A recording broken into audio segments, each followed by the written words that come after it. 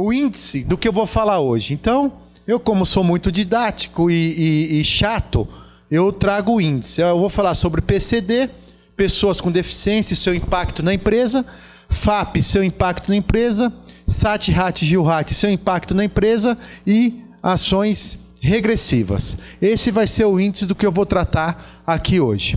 Aí eu venho para o momento propaganda, pode ir mais um, que são os 2 livros que hoje estão à venda.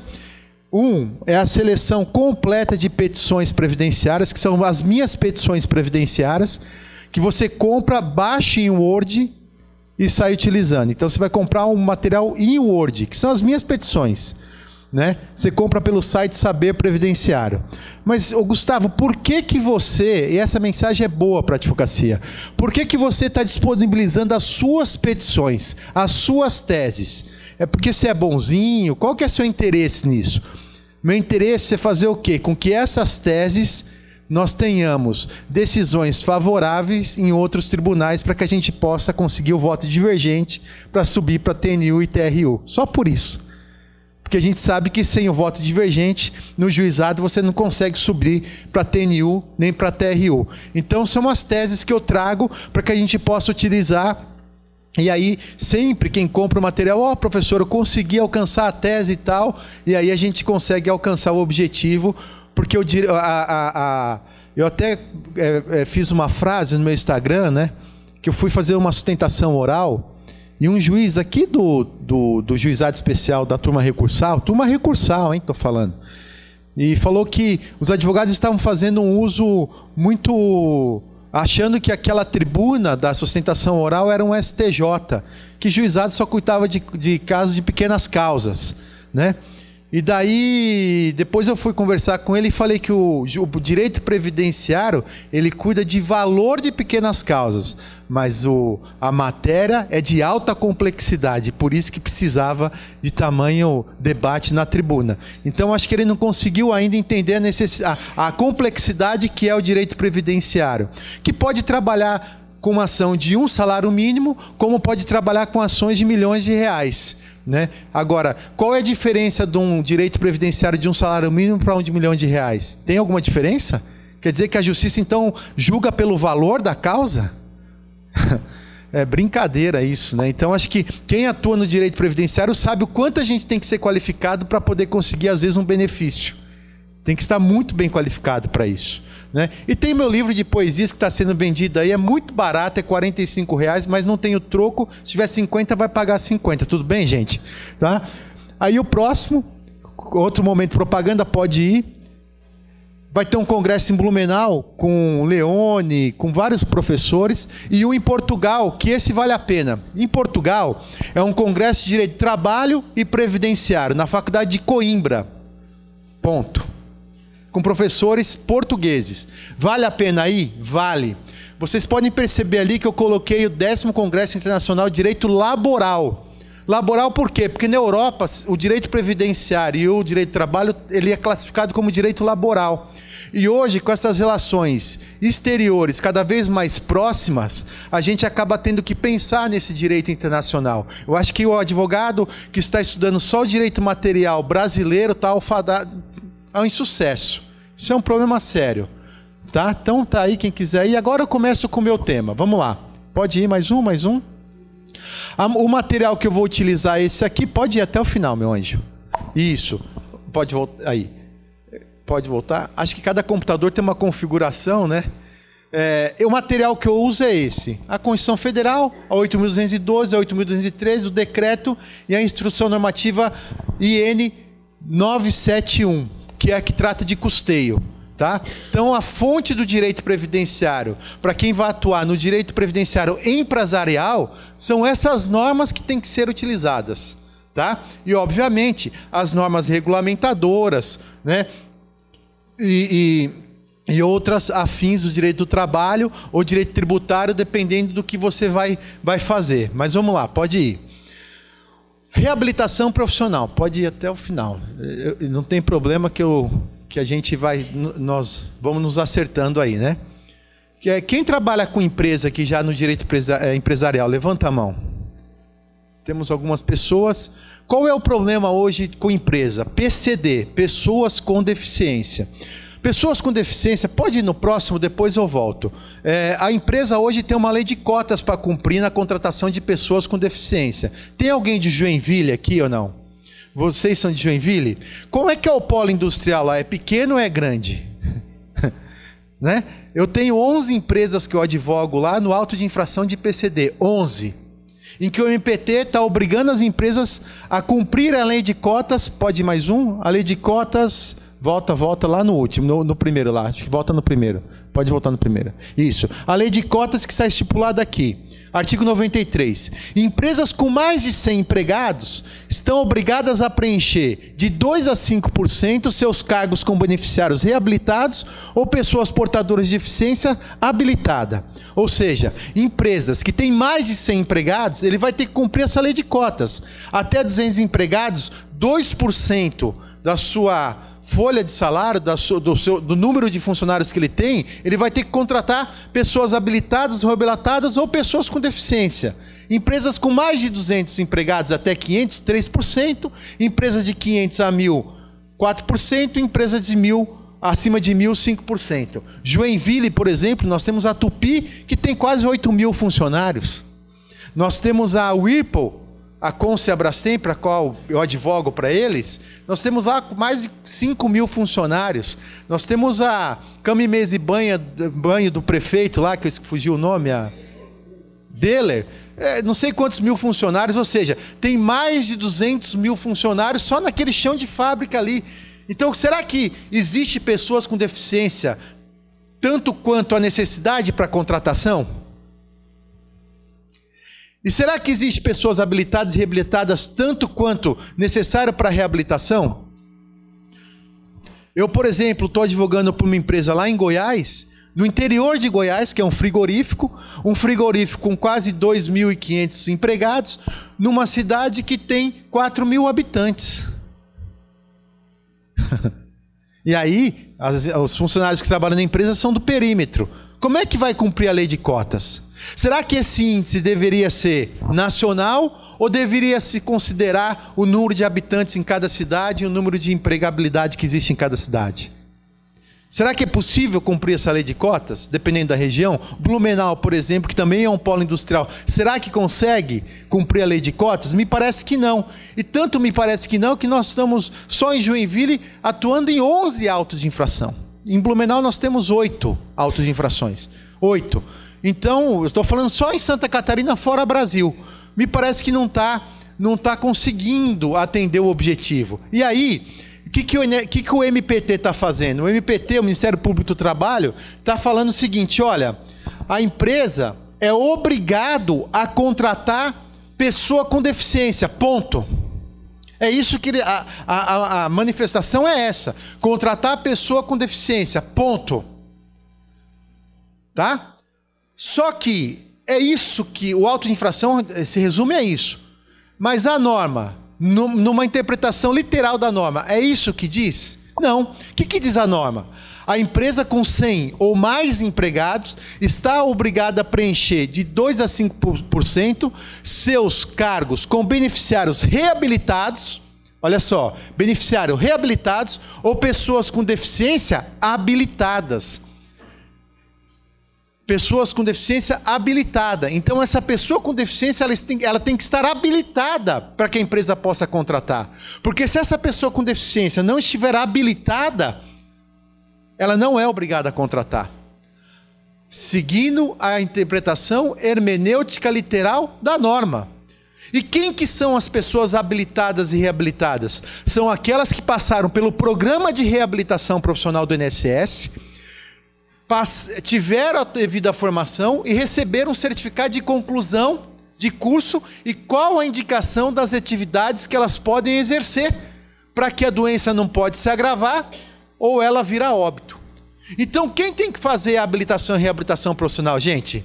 INSS. E não sou eu que estou falando isso, é a própria norma que diz isso, o decreto 3.048, que diz no artigo 136, parágrafo 1º, o seguinte, que, pode ir mais um, meu anjo, cabe ao INSS promover o quê? a prestação de que trata esse artigo, que é a reabilitação e a habilitação profissional. Cabe a quem fazer a habilitação e reabilitação profissional, gente? Seguindo a norma, cabe a quem? INSS. Se o INSS não faz a habilitação e reabilitação profissional, como que eu, empresa, vou atingir esse objetivo de contratar reabilitados e pessoas com deficiências habilitadas? É impossível. E se a gente pensar na universalidade da cobertura do atendimento, estampado no artigo 9495 da Constituição Federal, lá diz que todas as agências do INSS têm que ter o programa de reabilitação profissional. E é isso? Não existe. Então, o que eu tenho feito como defesa? Eu tenho feito primeiro a defesa. Eu mando um ofício para as agências do INSS requerendo a listagem. Eu, empresa, mando um ofício, uma notificação, solicitando a listagem das pessoas que passaram pelo programa de habilitação e reabilitação profissional. O INSS me fornece? Às vezes me fornece informando que não existe o programa de reabilitação profissional. Então eu, empresa, não tenho como cumprir a cota. Por quê? Porque não existe a demanda. É a primeira tese de defesa que a gente usa. E a segunda tese de defesa é a interpretação do próprio artigo, através da relação jurídica da norma. Gente, ou vocês estudam, por favor, a hipótese de incidência da norma, a teoria da hipótese de incidência da norma, de Paulo de Barros Carvalho, ou vocês estudam a relação jurídica da norma. Eu posso pedir uma grande gentileza para o público daqui? Pode ser ou não? Esse público aqui, eu pago um chopp depois. Pular para cá, pode ser? Porque sabe quando você quer olhar? Faz essa gentileza para mim, gente. Só pular para cá. A gente isola esse lado aqui. Pode ser, gente? Porque tá tão ruim para mim, eu vou ter que ir para reabilitação depois. Porque fica assim, fica assado. Eu pago um chopp depois, vamos lá. Pedro paga, eu não, Pedro. O Pedro. Ô Pedro, obrigado.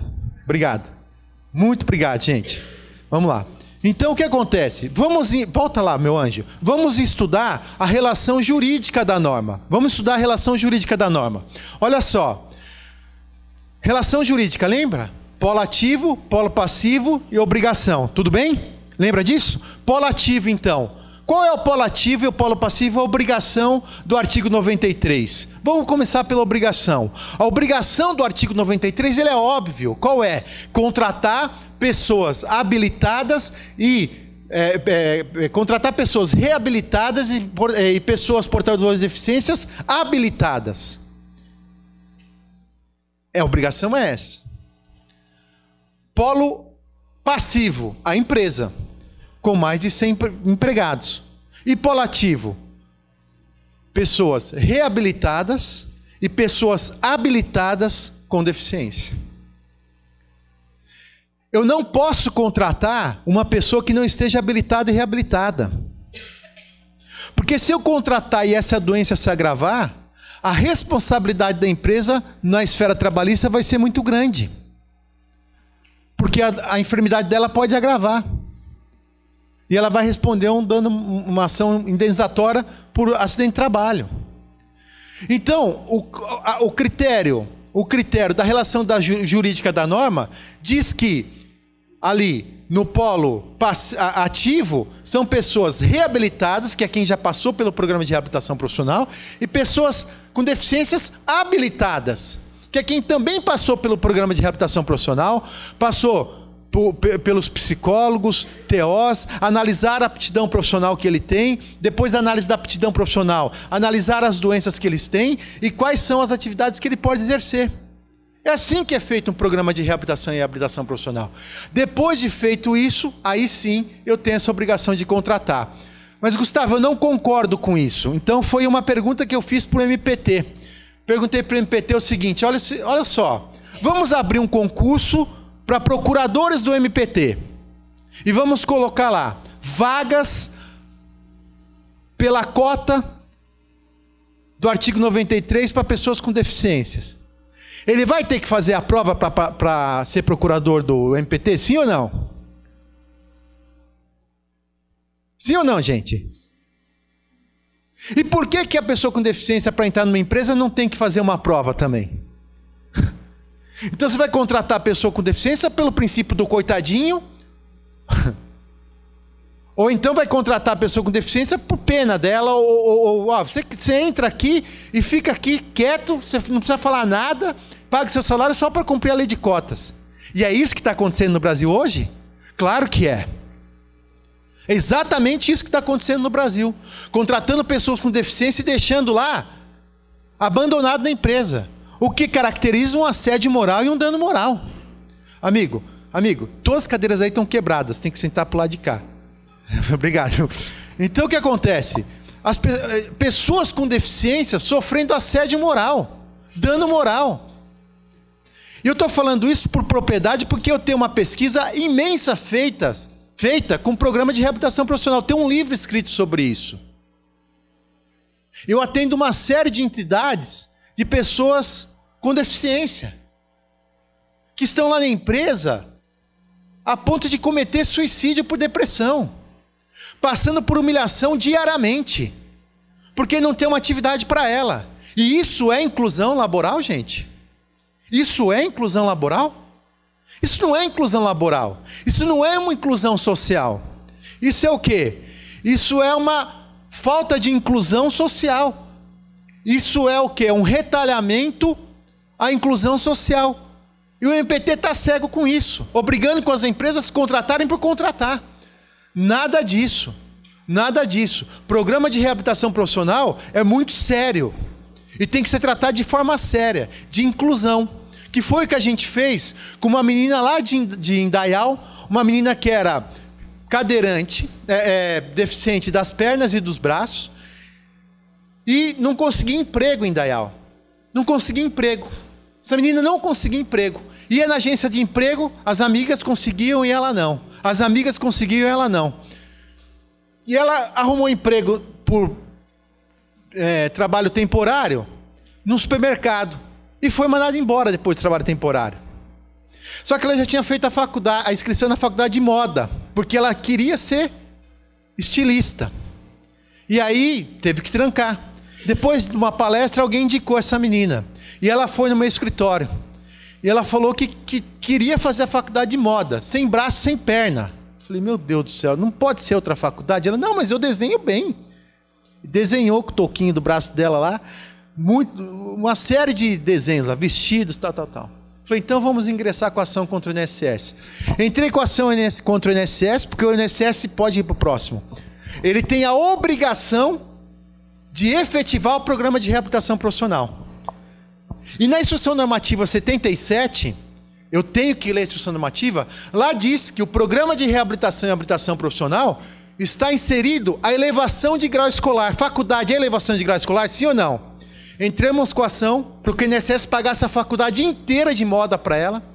O INSS pagou a faculdade inteira de moda para ela e hoje ela é estilista de uma pequena camisaria chamada Dudalina.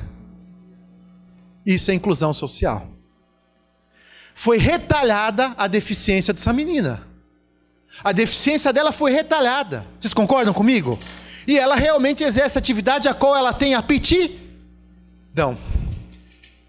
Então tem a tarefa para isso. E qual é a relação jurídica desse artigo 136? Olha só, vamos analisar. Pela obrigação. Qual é a obrigação do artigo 136? O INSS fazer o programa de reabilitação profissional. Qual é a obrigação estampado no artigo 136? O INSS tem a obrigação de fazer a reabilitação profissional. E quem é o polo ativo? São as pessoas que necessitam do programa de reabilitação profissional. E o polo passivo? INSS. Ponto. Então eu, empresa, falando de direito empresarial, eu não sou obrigado a contratar uma pessoa com deficiência sem o certificado de conclusão do programa de reabilitação profissional. E nessa linha de pensamento a gente está quebrando o auto de infração de todos que vêm do MPT. Tudo bem, gente? Primeira dica, ok? Segunda dica, pode ir, meu anjo. Vamos agora falar de FAP, Fator Acidentário de Prevenção. Eu entendo que o FAP é totalmente inconstitucional, mas hoje eu nem discuto mais a inconstitucionalidade dele, porque ele tem seu meio, ele tem o seu fim. Eu fui na OIT dar uma palestra 2, 3 anos atrás, E lá na OIT, na Organização Internacional do Trabalho, lá em Genebra, eu descobri um dado muito importante e sério, que deixa a gente numa situação vergonhosa, que o Brasil é o 4º país do mundo que mais ocorre acidentes fatais. Fatais no meio ambiente do trabalho. Na frente do Brasil só está China, Índia e Indonésia. O que é China, Índia e Indonésia no meio ambiente do trabalho, gente? O Brasil está em 4º. E aí, quando veio o FAP ele foi criado por uma portaria, uma loucura, um tributo criado por portaria. Tudo bem. Mas esse FAP, ele consegue atingir seu objetivo. O que é o FAP, Fatura Sanitária de Prevenção? Imagina uma balança, aquelas de criança. Quanto mais doenças ocupacionais e acidentes ocupacionais na empresa, maior vai ser o tributo. Quanto menor o FAP, menor vai ser o tributo. Tudo bem, gente? Quanto mais acidentes de trabalho, maior vai ser o tributo. Quanto menos acidentes, menor vai ser o tributo. Então a empresa que faz uma boa lição de casa, ela vai ter uma tributação menor. Ok? Só que o que acontece hoje? A maioria dos benefícios, hoje, não sei se é porque nasceu o FAP, ou não sei qual motivo é tudo B91. Que é auxílio doença acidentário, que impacta no FAP. Qual é o papel do advogado? Verificar se realmente é uma doença ocupacional, um acidente de trabalho. Se não for, entrar com uma defesa administrativa para descaracterizar a doença ocupacional, acidente de trabalho, para ele virar B31, que é auxílio doença comum, para que não tenha impacto no FAP. Esse é o trabalho que a gente tem. Mas para isso, eu tenho que advogar dentro do chão de fábrica. Eu preciso conhecer o chão de fábrica. Eu preciso conhecer qual que é aquele ambiente de trabalho. Se aquele... Cuidado. Não foi em você, né? Saiu um foguetinho aqui, gente. Quer um guarda-chuva? Tá. Então, você precisa conhecer o chão de fábrica. Tem algum médico aqui ou não? Então vamos lá. Medicina do trabalho no Brasil. Quem já fez exame admissional aqui? Levanta a mão. Como é que foi a experiência? A irmã do Rafael é médica. Ele não pode falar mal. E nem eu poderia, porque minha esposa é médica do trabalho. Olha que ironia. Meu pai do céu me colocou uma médica do trabalho que eu falo tanto mal. Estou quase para separar, mas é por causa da profissão. Porque o amor existe. Porque medicina do trabalho no Brasil está crescendo, está começando a ir numa crescente. Vocês concordam comigo? Só que hoje os médicos do trabalho têm trabalho comigo. Porque quando eu começo a advogar uma empresa, eu entro no ambulatório da empresa para fazer um compliance. Para que ele, quando for contratar, fazer o adicional dele, verificar realmente se ele tem ou não uma enfermidade. Para que essa doença não venha se agravar. E os periódicos serem bem feitos. Bem feitos. Por exemplo, não raramente, empregados que entram na empresa às quais a gente advoga, com 2 meses tem um B91 por doença ocupacional. Gente, quem com 2 meses tem um B91 trabalhando numa empresa? Fica doente trabalhando numa empresa. Uma doença ocupacional. Se é um acidente, ok. Será que aquela doença ocupacional veio dessa empresa ou da empresa antiga? É essa inteligência que eu tenho que fazer. Só que o FAP hoje, ele tem o quê? Ele tem os gatilhos. Então, por exemplo, a aposentadoria por invalidez, ele tem um peso maior. Auxílio doença acidentária, um peso menor. Pensão por morte, pum, lá em cima. Só que eu estou com uma tese, Rafael, muito importante, que eu acho que vai vingar e já estou aplicando, não tive nenhum julgado. Vocês sabem que a pensão por morte, dependendo da idade da mulher, ela não recebe mais eternamente, como era antigamente. A pensão por morte, antigamente, a mulher recebia com 20 anos de idade o resto da vida. Era vitalício.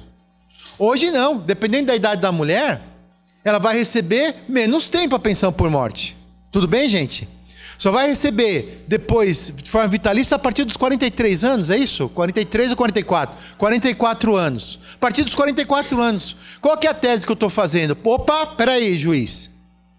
O impacto do FAP que vai aumentar o tributo pela pensão não pode ser tão grande quanto era antigamente.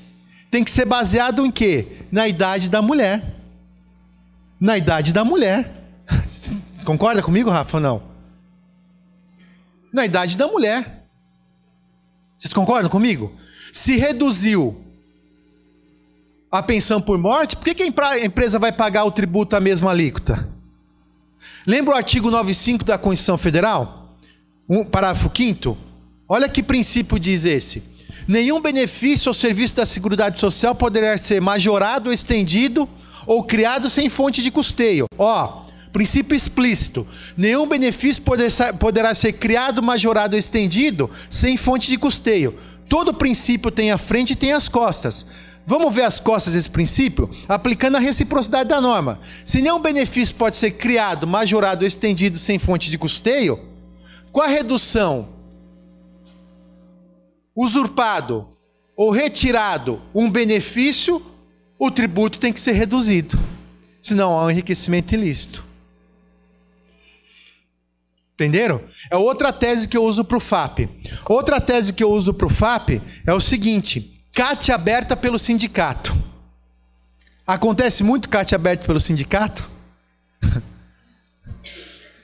Gente, eu estou advogando para uma empresa em Rio Claro que 98... Doutores, essas cadeiras estão todas quebradas aí, ó. Tá tudo quebrado, senta para cá, é isso. Olha só. Eu estou advogando para uma empresa no Rio Claro, 98% das CATs são abertas pelos sindicatos. CAT aberta pelo sindicato?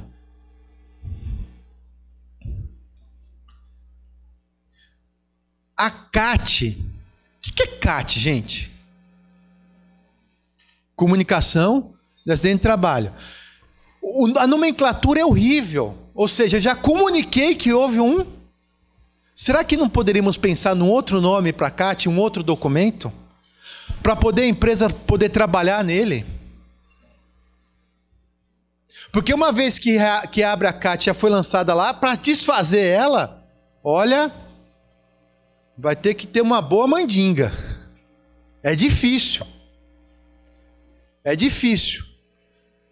E CAT aberta pelo sindicato, sem conhecer o meio ambiente do trabalho, sem ter acesso a nada. Como é que foi feito isso? O que a gente tem feito? Eu entrei agora, dessas empresas, o que eles estão fazendo? Olha que bacana isso. 98% de CAT aberta pelo sindicato. CAT aberta pelo sindicato, B91. Tudo bem? Nessa empresa, dentro de um ano, quase 900 CATs abertas pelo sindicato. Um ano. Estou falando um ano. Tudo impacta no FAP. O que eu fiz?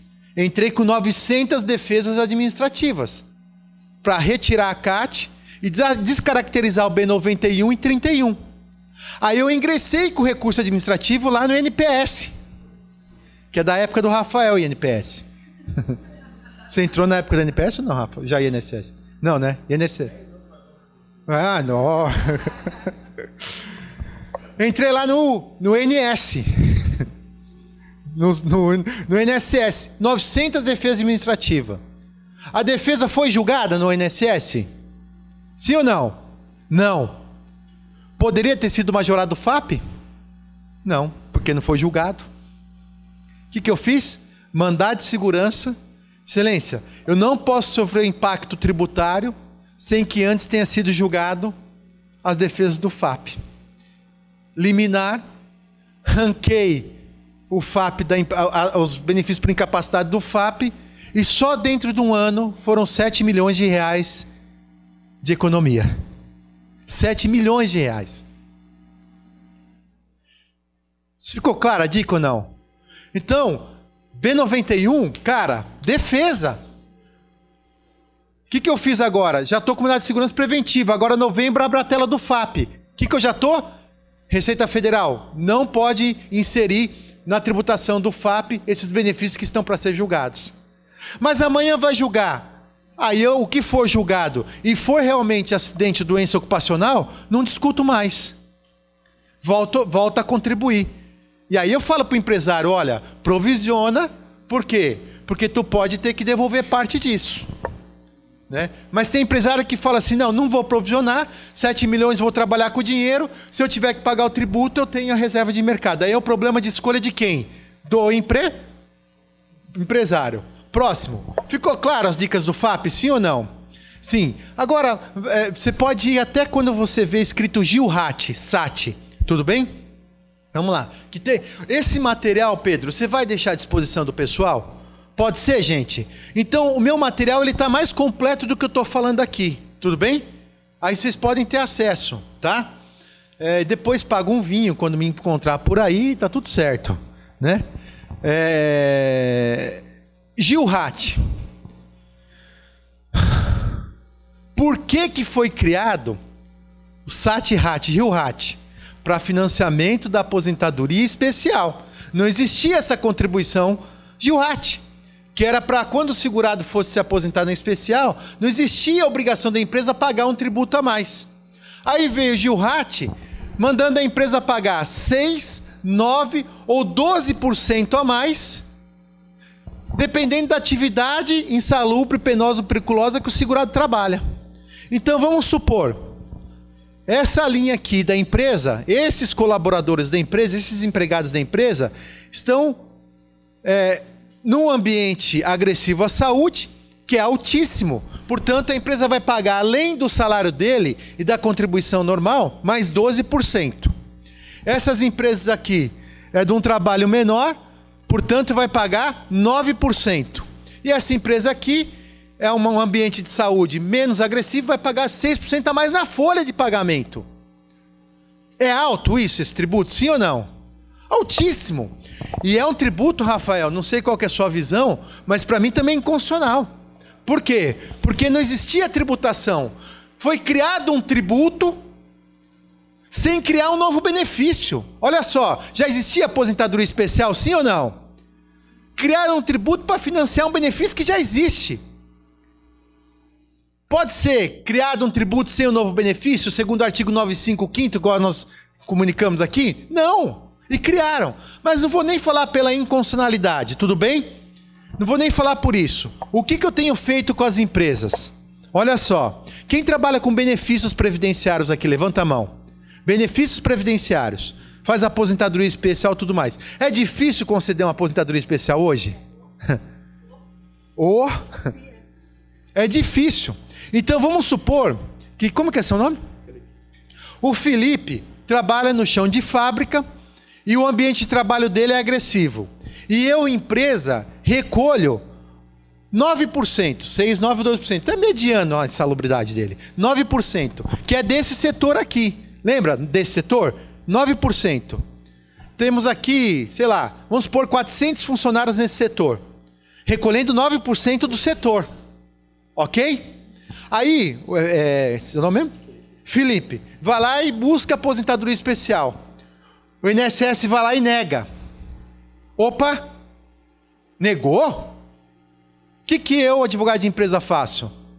INSS, como foi negada a aposentadoria especial e o Gilhat é para financiar a aposentadoria especial, peça a restituição dos últimos 5 anos da contribuição previdenciária da aposentadoria especial. É dinheiro isso, gente? É muito dinheiro. É muito dinheiro. Ué, se é para... Qual é o fato gerador do Gilhat? Fato gerador é o quê? É estar exposto à insalubridade, segundo a norma. Ou é para financiamento da aposentadoria especial? Financiamento da aposentadoria especial. O artigo ele é categórico no financiamento. Ele não fala, ó, se tiver exposto vai pagar 6, 9, 12%. Ele foi criado para financiamento da aposentadoria especial. Ora, se o Felipe não conseguiu a aposentadoria especial, esse tributo é devido, sim ou não?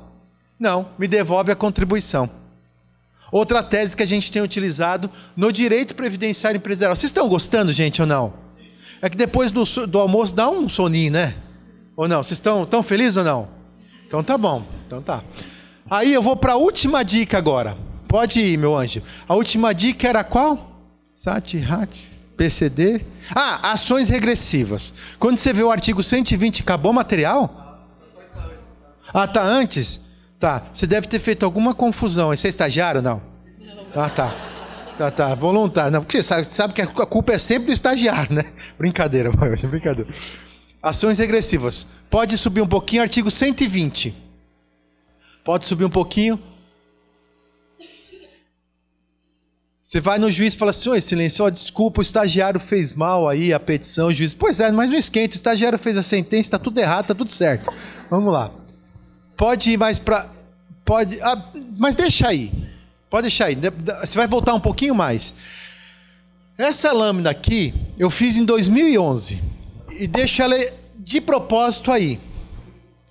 Olha que interessante. Antes de nascer, tá para nascer o FAP... Olha só, de 91 a 2007, ou seja, 14 anos, o INSS ingressou com 14 ações regressivas. 6 anos. De 2008 a 2010, 1.021 ações. Média anual de 314 por ano. No início, 14 ações por ano. A partir de 2011, 163 ações. E restituiu 39 milhões de reais. Hoje, nem sei quantas ações regressivas tem hoje. Isso é uma demanda, tem setores dentro da Procuradoria específica para isso. Pode voltar um pouquinho. Pode voltar, quando você vê o artigo 120, tá? Aí. Olha que interessante. Alguém aqui já defendeu alguma ação regressiva contra a empresa ou não? O que o INSS está fazendo? Entrando com ação regressiva contra o INSS, que, uma vez a empresa não demonstrando uma boa conduta do meio ambiente do trabalho, ela agiu com dolo e culpa nesses acidentes. Portanto, os benefícios concedidos para aqueles empregados da empresa X foi por culpa do empregador. Por exemplo, quem bebe, gosta de beber aqui? Não, só nós dois bebemos. Não é possível. Gente, não é possível que esse povo aqui... eu não confio em quem não bebe. Eu não sei. Né? Para estar no mesmo nível de... Segundo o Habermas, para você ter um diálogo, você tem que estar no mesmo nível de intelectualidade. Quem bebe não está no mesmo nível de intelectualidade de quem não bebe. Então, quem não senta à mesa comigo e não bebe, eu nem converso, porque não vai ter diálogo. Né? Brincadeira, gente. Eu li uma frase que quando a gente está ação, a gente está duas doses a menos do que a gente necessita. Mas quem bebe aqui, levanta a mão. Ah, melhorou. Olha quanto amigo eu já fiz aqui. Meu Deus do céu, tá parecendo uma... Quem bebe? Bom dia, bom dia. Quem bebe e dirige, levanta a mão. Tem uma lá no fim. Tudo anjo, ninguém bebe e dirige, né? Ninguém bebe e dirige. Olha, isso aqui, o Pedro, esse alemão, olha a cara de alemão do Pedro, ó. Isso lá em Blumenau, tomou uma cervejinha e tal. Pode acontecer? Pode. De tomar uma cervejinha. Você sabe que eu estava na Itália agora? E em Portugal, tu tem uma dose mínima que você pode beber. Tô quase mudando para lá, porque é muito injusto isso aqui, não beber nada, né? Mas vamos lá. Eu saio aqui, vamos tomar uma cervejinha, pum, bati o carro. Nem tô alcoolizado, tomei alguma coisa. É zero limite. Alcoolizado. Bafômetro alcoolizado. O seguro vai pagar o meu carro que eu bati? Por quê? Porque eu agi com erro. Não vou nem falar de dolo e culpa, ok? A gente foi milista, errada. Assim é a ação regressiva do INSS. Como é seu nome? A Patrícia sofreu um acidente de trabalho na empresa, e a empresa não tem uma R12 bem aplicada, NR12 bem aplicada, não tem um ambiente de trabalho que coaduna com a boa conduta para que não ocorra o acidente de trabalho, né? E ela sofre um acidente, o INSS investiga e fala, olha, vocês não agiram conforme deveria. Ela está recebendo auxílio-doença há 4 anos já. O que o INSS faz? O valor que pagou para ela pede a restituição. Ficou claro o que é a ação regressiva? Previdenciária, sim ou não? Só que a INSS, o que ele está fazendo? Quando ele investiga certo setor e verifica que lá realmente não tem uma boa documentação que comprova que a empresa tem uma boa conduta, ele pede ação regressiva de todos os benefícios por incapacidade concedidos dos últimos 5 anos. Você imagina isso? Gente, é muito dinheiro. E aí, no começo, você ia pegar a documentação, que é o PPP, PPRA, PCMSO, laudo ergonômico, que ainda hoje é quase uma raridade em empresa, né? FISP, ficha de controle de produtos químicos, um programa de proteção e saúde ocupacional, que é o PPRA, um programa de redução de riscos ambientais, né? Um laudo técnico, tudo mal feito. Tudo mal feito. Um não conversava com o outro, ficha de entrega de EPI era piada na empresa. Ficha de entrega de EPI é uma piada ainda na empresa. Sem esses documentos, você advogado e advogada, você consegue fazer uma defesa que a empresa não agiu com culpa? Perdia. 92% das ações. Agora começou a melhorar. Aí, você tem que entender, quando você vai estudar a hermenêutica da norma, você tem que entender o quê? Qual é a materialidade desse instituto? E quando eu leio o artigo, eu chego numa materialidade, mas eu transcrevi ele de outra maneira. Vou ler ele normal, depois de eu só mudei o contexto da frase ali. Olha só, artigo 120. Nos casos de negligência contra as normas de padrão de segurança e higiene do trabalho indicados para a proteção individual e coletiva, a Previdência Social proporá ação regressiva contra os responsáveis. Agora eu vou ler da forma que eu acho melhor para achar a materialidade. Ó, a Previdência Social proporá ação regressiva contra os responsáveis. Responsáveis do quê? Nos casos de negligência quanto às normas de padrão de segurança e higiene do trabalho. Então, para você matar um auto de infração, uma ação regressiva, uma ação judicial, por um alto índice de afastabilidade na sua empresa, o que você vai ter que provar nessa ação regressiva? Que você não foi negligente. E aí você vai ter que pegar toda a documentação, o índice de absenteísmo, pegar o mapa de absenteísmo, o mapa de exames ocupacionais, pegar exames periódicos, pegar toda essa documentação, construir e apresentar na defesa para quebrar por inteiro esta ação regressiva. É a primeira tese. Segunda tese, olha só. Pode ir, deixa eu ver aqui, vou te ajudar. Pode ir mais para frente. Pode ir.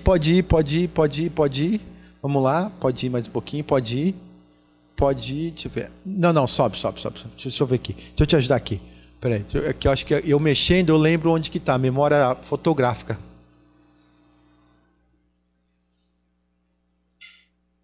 Aqui tem todas as defesas que eu uso, argumentos, tudo, tá, gente?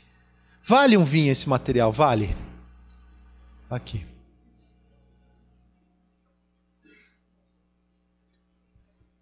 Isso foi um caso real, lá de Blumenau. Olha que interessante esse caso. Esse é um caso para se contar em palestra mesmo. O FAP do ano passado da empresa, ele era 0,85, o índice do FAP. O 3 é o grau de risco da empresa. As empresas têm grau de risco 1, 2 e 3. Esse era 3. Portanto, como é que você calcula o FAP? É esse índice vezes o grau de risco e vai chegar a 2,4. Só que aconteceu um acidente na empresa, uma aposentadoria por invalidez. Então, com a aposentadoria por invalidez, o FAP de 0,80 subiu para 1,18. Vezes 3, 3,55, uma diferença de 1,13. Olha só, a massa salarial da empresa era de 21 milhões de reais. Vezes o FAP antes do acidente, aposentadoria por invalidez, a empresa ia pagar 15,7 mil reais. Com o acidente, a empresa teve que pagar 746 mil. 240 mil reais a mais no ano. Só que isso dividido em 12, vai dar pouco. Essa empresa conseguiria pagar? Sim, tranquilo. Um acidente que gerou uma aposentadoria por invalidez, na Passo Shopping da BR, indo para Rio do Sul. Passo Shopping tem uma rótula muito bem feita ali. Blumenau é excelente para transitar. Vale a pena conhecer Blumenau e sair com uma multa, vale a pena, né? Tem uma raiva de uma ponte, dessa ponte que passa ali perto do shopping. Vocês conhecem aquela do shopping ali, perto da BR? O cara que fez aquilo tinha que ter a habilitação dele de engenheiro caçada. Porque quem vem daqui tem que parar, e quem passa por cima da ponte também vai parar. Então eu não entendi. E olha que eu não sou engenheiro, né? Esse dia eu encontrei o prefeito e falei, você não vai resolver aquilo? Ele custa muito caro. Entra com a ação quem fez errado. Por que não? E aí, passando essa ponte, um cara de bicicleta, um empregado de bicicleta, chuva, de madrugada, é atropelado por um caminhão. Só que antes do ano passado, acidente de trajeto entrava na cota do FAP. Agora, acidente de trajeto não entra mais na cota do FAP. Nessa época entrava. Culpa de quem o acidente? Foi da empresa, gente? Tem alguma coisa a ver a empresa com esse acidente? Cara andando de bicicleta, de chinelo, de madrugada, na chuva, o caminhão atropela. O empresário está dormindo na casa dele. Quem foi o causador do acidente? O que aconteceu? Extra isso. Esse cara teve que pagar essa empresa 239 mil a mais do FAP. O que eu fiz na época? Eu entrei com ação regressiva com duas teses. Uma,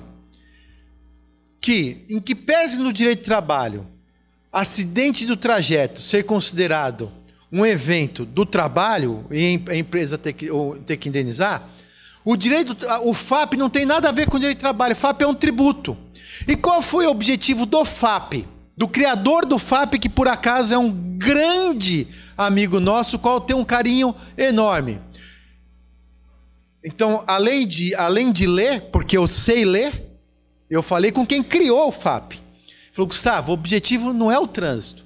O objetivo é punir quem age mal no meio ambiente do trabalho. É dentro da empresa. Então, o tributo é para penalizar a empresa que não tem uma boa conduta no chão de fábrica. O trânsito não tem nada a ver. Entrei com a ação e foi a primeira do Brasil a excluir o trajeto do FAP. Quando eu fiz excluir o trajeto do FAP, reduziu ali os 239 mil de FAP. Mas mais do que isso, pode ir no próximo. Essa ação... 10 minutos? Acabou? Acabou, tá bom. Então, só esse slide. Porque o comandante é comandante, né?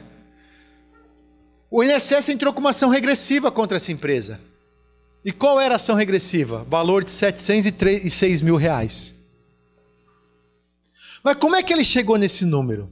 Sabe como é que ele chegou nesse número? O INSS falou assim, olha, ele tem 23 anos de idade, sofreu um acidente. Como é aposentadoria por invalidez, pela expectativa de vida, ele vai viver até 76 anos de idade. Então, você vai ter que devolver os benefícios que ele receber até 76 anos de idade. O senhor que está de gravata vermelha, portanto, destaca. Como é o nome do senhor? André. Doutor André, tudo bem? O senhor sabe quando vai morrer? Não, não sei. Você sabe? Não. Tu sabe? Não. É teu marido? Não. Sócio? Tu quer que ele morra ou não? Não. Tu sabe quando ele vai morrer? Não, não sei. Deixa sair umas transações, faz um seguro o nome dele, sabe como é? Direito securitário e tal. Ninguém sabe quando vai morrer. Ninguém tem noção. Só que o INSS está cobrando da empresa algo que não sabe nem se vai ter que pagar. Vocês concordam comigo? Só que a lei de benefícios diz que a cada 2 anos a aposentadoria por invalidez pode ser revista. Qual foi a tua tese? Então a reabilitação profissional tem que ter um ativo futuro para a Previdência Social de 2 em 2 anos. Só que nesse ínterim, o que eu pedi na ação? O programa de habilitação e reabilitação profissional. Só que antes eu fui na agência do INPS e protocolei lá, na cidade dele, que era a cidade de Ibirama, protocolei se tinha o programa de reabilitação e habilitação profissional lá. O que o INSS respondeu? Não. Aí eu juntei essa negativa no processo. Falei, excelência, a culpa da inclusão social dele é do INSS, não é da empresa. Portanto, a continuidade da aposentadoria para invalidez dele não foi mais o acidente. Porque se ele tivesse sido reabilitado e habilitado, a empresa teria que pagar até os 76 anos de idade? Sim ou não, gente? Não. Foi a outra tese de defesa que eu trouxe. Enfim, eu vou parando por aqui. Vocês gostaram? Então faz igual o João. Ah, vai. Entendeu? Então espero ter dividido algumas das teses que a gente usa lá no escritório. Estou à disposição de vocês. Olha, canal do YouTube, Hélio Gustavo Alvo, inscreva-se. Não gostei, mas me ajuda. Valeu, gente. Obrigado. Até mais.